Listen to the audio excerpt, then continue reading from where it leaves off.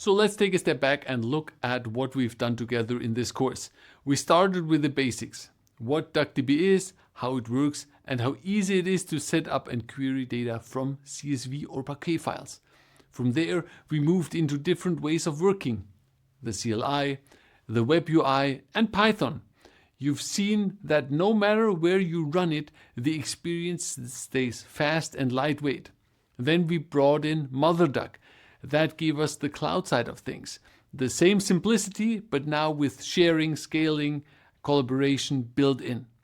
On top of that, we explored Duck Lake. I really like this one. It takes the familiar Parquet format and adds transactions, schema evolution, and snapshots, so you get the best of both storage and database features.